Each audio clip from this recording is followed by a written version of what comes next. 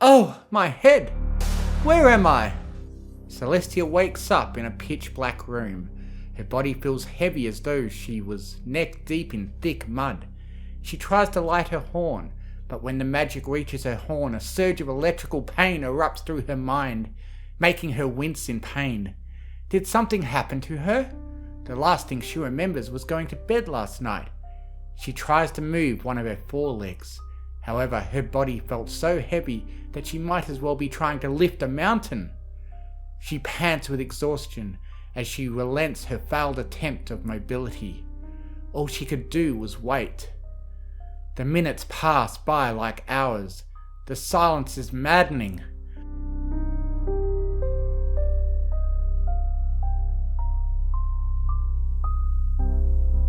Laying there in the darkness, Princess Celestia contemplates her situation. Her mind races with thoughts as to whom it could be that could bind her in such a manner.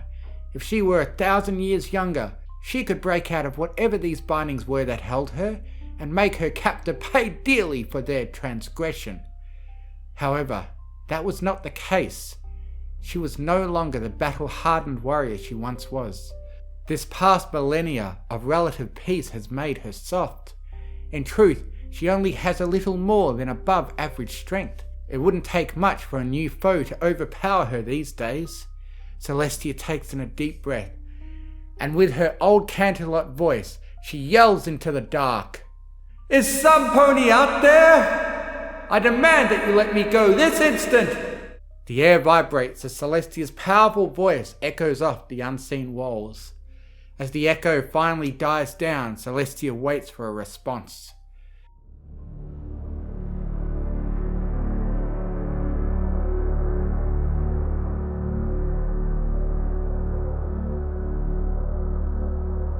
Silence is the only thing that answers her demands. Her ears begin to twitch in annoyance. As whatever kind of joke this was, it was no longer funny. She was about to shout again, when a faint echo of hoof steps prick at her ears. Finally! The steps get closer, then stop a few feet away. A sound of locks clicking, then a beam of light illuminates the dark as the door opens. Celestia's eyes adjust to the light. When they do, her heart alleviates. Standing in the doorway was Rarity with a set of keys. "Rarity, thank the gods, release me, and let's get out of here." "Release you? But darling, that would be so uncouth. You are my guest of honor. It wouldn't be polite to let you leave before the party even begins." "What are you?" Rarity's horn lights up, and several blue torches ignite along the walls. Celestia squints to shield herself from the sudden burst of bright light. When it seemed to be over, she opens her eyes, and what she sees makes her heart sink. A mirror directly across her showing her reflection. Her body was being held tightly in place by ethereal chains. "I do hope you like the accommodations, Your Highness. I had to find some place where we wouldn't be interrupted." "What is the meaning of this, Rarity?" "I can't imagine what you mean, darling. We are simply having a delightful little chat between Your Highness and I." "I guess we have different tastes in what we consider little chats." Quite.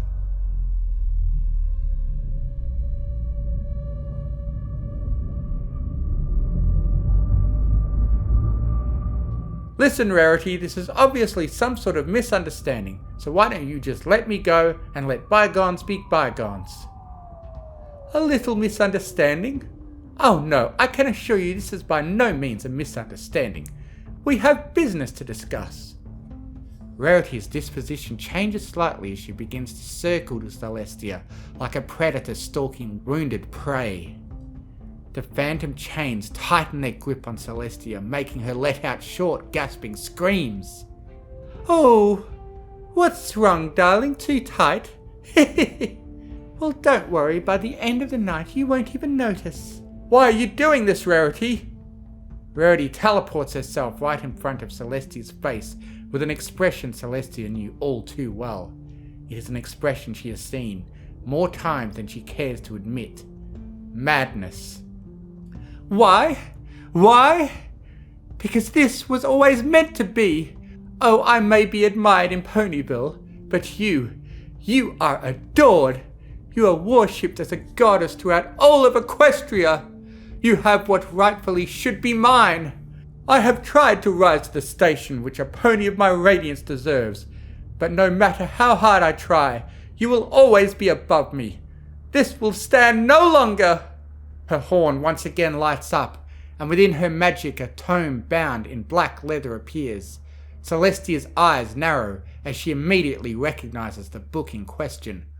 Where did you get that? It doesn't matter, Princess. As a matter of fact, after tonight nothing will. The book flies open to a pictogram of some sort of ritual. Celestia couldn't tell which though. After all, the book in question was filled with such things. Her attention though is quickly brought back to Rarity as she conjures a razor-sharp scalpel. Rarity inspects it and with a wicked grin sticks her tongue out licking its edge. Rivulets of blood run out of her mouth and down her pristine white coat. Getting right up into Celestia's face, Rarity smiles, showing her now red teeth. Let's get started, shall we? The chains pull at Celestia, forcing her to stretch to her fullest length. They position her at an angle so her hind hooves were just hovering above the cold floor. Celestia's eyes swell as she is forced to look at her captor Rarity in the eyes as she draws the blade closer to her chest. Please, don't do... Ah! Celestia screams as the blade slowly pierces her chest. Blood flows freely as Rarity effortlessly draws the blade all the way down her barrel. She stops just above her hip, looking back up to Celestia. Rarity forces the blade to go deeper into her. Twisting the blade, she revels in Celestia's screams of agony.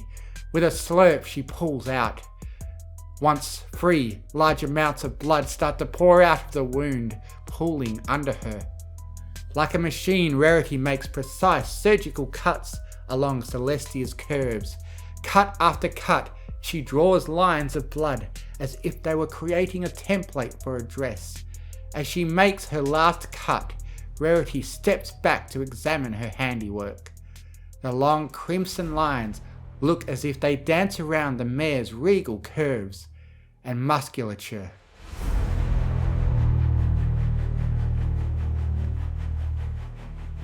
Are you enjoying the festivities so far, Princess? It took me forever to make the proper accommodations for a lady of your stature, but I think I have truly outdone myself. Oh, wait, where are my manners? Here, Princess, let me take your coat. Rarity trots behind Celestia. Her horn lights up and several thick chains descend from the ceiling. With long hooks at the end of each chain, Rarity methodically digs the hooks into Celestia's body.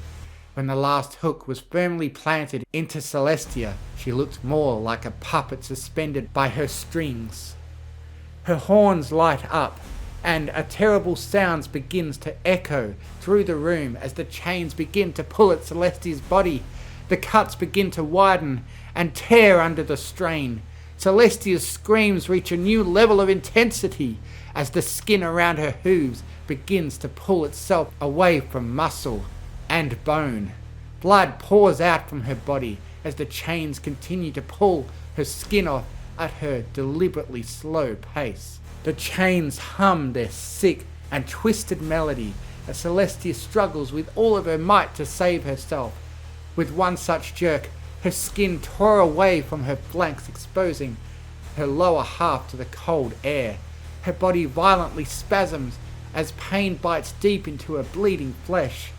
Rarity simply laughs as she watches her victim struggle for her life. She especially enjoyed watching her intestines spill out from her stomach as the chains pull her skin all the way up to her wings. The chains begin to bounce up and down as they try to pull around her wings. When it came clear that they couldn't progress any further, Rarity lights her horn and pulls a rusty hacksaw from a shadowed corner. With utter glee, Rarity smiles as she soars through Celestia's wings, relishing in the feeling of royal blood covering her face. The wings that once graced the princess of the sun fall to the wayside like leaves in the autumn air. Celestia could no longer scream nor cry as she simply hung there, her vision all but gone. She has lost too much blood. The pain has nearly killed her. Even if by some miracle she survived this, she would never be the same.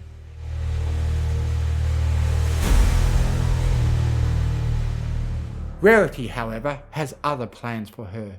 Using her magic, she causes the blood that covered the floor to recede back into its host. Celestia gasps for breath as she regains consciousness. Why are you doing this, Rarity?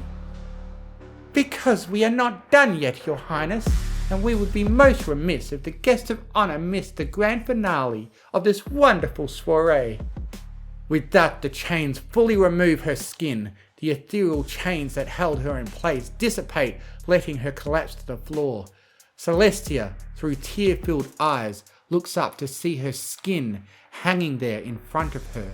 A once proud coat of glistening white fur, now a bloodied shell of its former glory. When her eyes fell upon her blood-stained cutie mark, Celestia's heart broke. Oh, what's wrong, Your Highness? Don't you like my new dress? I know it is a little rough right now, but don't worry, it won't look like that by the end of the night. As a matter of fact, I want you to see this part. It is something special. Using her magic, Rarity holds Celestia's head in place as she stands in front of her. Once she was standing directly underneath the chains, they lower the bloodied hide, draping it over her like a cloak. Once securely placed around her, a haunting melody fills the air as light pours from the black book. The torn edges of skin begin to melt and weave themselves back together. As the last piece melts back into place, the sound of bones cracking resonates in the air. Two long spikes explode out of Rarity's back. Feathers quickly grew, forming wings. Then her once beautiful blue mane and tail begin to change hue. Now a myriad of rainbow hues shift and shimmer. Celestia wishes she could puke, but with her intestines splayed out underneath her, that wasn't going to be possible. What laid before her was something out of a nightmare. Where Rarity once stood, now stands a perfect replica of her. Her height, her frame, her cutie mark, even her magical aura, a perfect replica. Then what came next was the coup de grace. She spoke in her voice. Hehehe, don't worry, Celestia, I will be an excellent princess. You unfortunately won't be around to see it. Would you like to know tomorrow's headline? Firing Girls Carousel Boutique, one pony found dead. The fox Celestia leaves the room, laughing maniacally. She closes the door, engulfing the dying Celestia in complete and utter darkness.